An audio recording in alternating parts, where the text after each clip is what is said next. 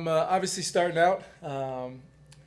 Didn't get a chance to, go down and try to win that game at the end, but there was a lot of really, really positive things that I took out of it. Across the board, I thought our run game and some of the physicality I saw up front, were real positives. We're obviously allowing these quarterbacks to compete, so sometimes we may feature a little bit more in the pass game to see kind of how those guys do in certain normal down situations. But defense battled, pass rush showed up.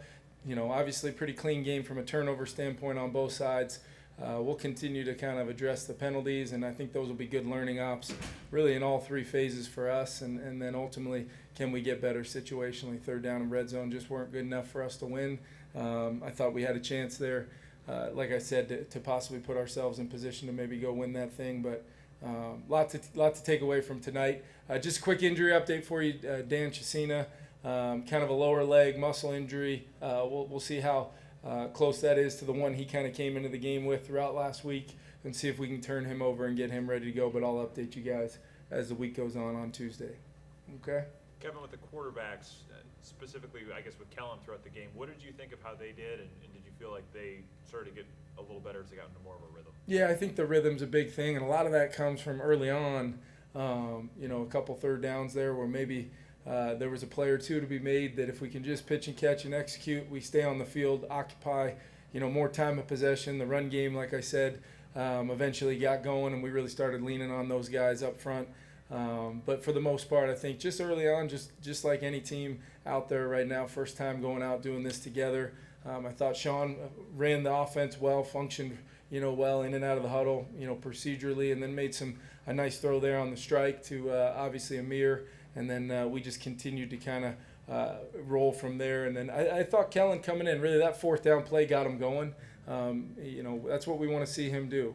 I have no doubt that both these guys are going to continue to compete, but there's some critical plays in there that both those guys were able to make. And then I know there's some plays that when we watch it back, we'll be able to continue the process of coaching these guys. But ultimately, we'll take a look at what the tape ultimately says. Where did we miss any ops? Did we take advantage of anything that we should have? And then ultimately, it'll be here. The Niners practices will be here before you know it. Yeah, Kellen specifically, maybe he was a little bit hesitant at times in the first half. Did he just maybe get into a groove and get more confidence? What was the big difference between his first and second half play? Yeah, I think that's it. It's just getting into a rhythm. We were able to kind of, activate some tempo kind of in that 2-minute setting. Didn't really want to do a ton of that in the normal downs. Tonight was about our guys, getting in and out of the huddle, executing, working off of a play clock in a real game, and seeing if we could limit the procedural penalties. I thought for the most part we were clean on offense and defense with that throughout. Obviously, defensively, I think about those penalties in a way. Those are learning experiences for us because we want our guys to be competitive. But to your point on Kellen, absolutely, as the game went on, would have loved to get him maybe one more drive there at the end.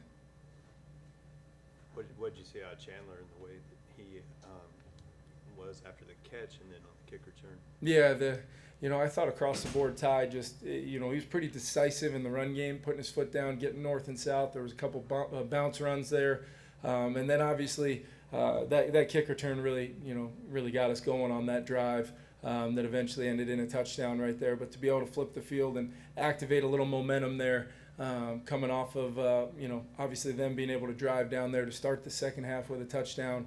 I thought it was big, and Ty had a lot to do with that. He ran with the type of physicality that sometimes you don't get to see in practice. It's there, the vision's there.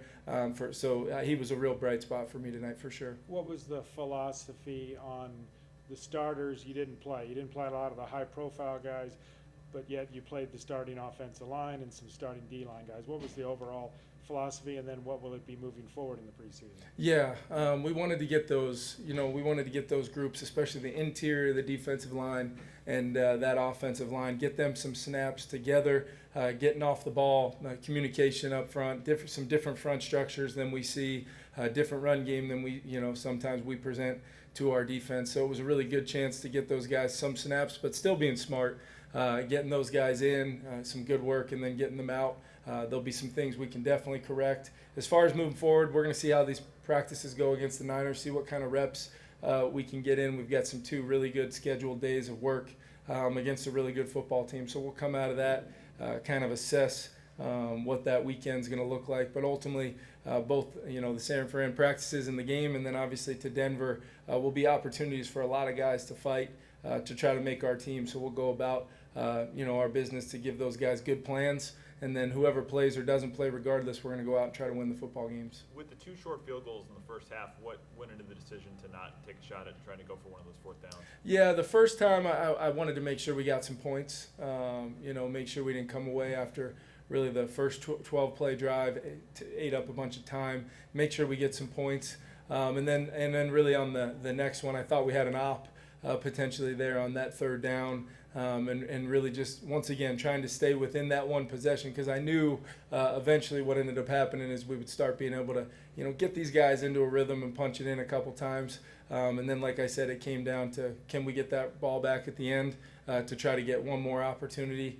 Didn't work out, but I was proud of the way the guys battled and continued to, answer, the bell and keep competing, even though we were down there in the second half. Was there kind of a coaching point for Kellen after that 3rd down right before halftime that maybe sprung him to be a little more decisive in the second half? Yeah, I just, the one thing I told him is really after what you saw on that 4th down completion to Dan, that was the decisiveness. His first progression was taken away, quiet in the pocket, just progressed in rhythm and threw an absolute beautiful ball to Dan for a huge conversion. And then you saw him get into his 3rd and 4th progressions every single time. Late there to Jalen Naylor or Myron on the backside. Those were his secondary, third, in some cases 3rd or 4th progressions. When you see him getting back to that's growth. And that's ultimately, we had both those guys have those moments tonight. Ultimately, we'll be more consistent. I can sure be more consistent and give them better opportunities as well. So that's what really this is for. Ultimately, I wanted to come out and win this game, but we're going to make sure we don't miss an op to have some real teachable moments. You talked about a couple days ago, coaching for the first time as a Yeah. head coach. How did it go? What was it like stepping out on the field, first game as a head coach on any level? Yeah, it was exciting for me. Obviously Josh McDaniel's on the other sideline, a mentor of mine. Getting to catch up with him a little bit after the game was special. Obviously, we would have loved to win the game and give him a loss. But as far as this opportunity and the many others that will come this year, I mean, I never take it for granted. Getting to talk to these guys before we go out, getting to talk to them at halftime about what we're going to try to do to go win a game. These are opportunities that I'll improve every single time, Chris. And ultimately, when it's all said and done, I don't take it for granted that I get to lead this operation. And to have the players and coaches that I do, it makes me real comfortable. It takes away some of the nerves going into it because you got great people around you and great players around you. Last few questions. You mentioned the interior offensive line a little bit. Looked like Chandler especially had quite a bit of room to run downhill in the second half. How much of that was Ed Ingram or specifically the other guys in that interior line? Yeah, I thought that full group did a really nice job. When that group was in there with Schlottman at center, you had Ed and Brendel there on the right side, Ole on the left side, and just we kind of rolled some guards in there. But I just thought across the board, those guys, there were very few runs where we weren't getting clean runs off and getting our backs downhill.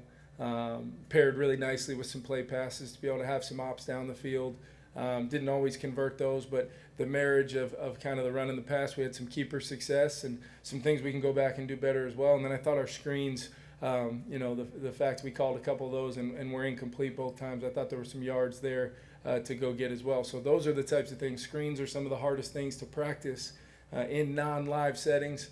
So we'll be able to go back and really coach hard off of those and make sure we're better off when we need to execute all the different phases of our offense. On your rookie DBs, can you offer a critique of Lewis Seen and then also of Andrew Booth? Yeah, I definitely need to watch the tape. That's one thing I do know is I'm so used to being kind of consumed on that offensive side. More than likely, I'm looking up and just seeing that snap play out in real time. But talking to Ed and Durante, it sounded like our guys were real competitive and maybe just, it was more the illegal contacts. It felt like a couple holding calls there. We just got to continue to play the technique. In my opinion, there's not very many coaches in this league better than coaching defensive back technique that Ed Donatel and our guys we have here. So then it's just a matter of evaluating ultimately what worked for you and what was called, because let's not forget this same crew was at our practices for 3 or 4 days Those guys were able to get through some of those practices without those flags being thrown. They showed up tonight, so we got to compare and contrast, where we could be better as players, and obviously coach it up as good as we can. Thanks, everyone. Good? Thanks. Thank you, guys. Chris, Ben, Craig.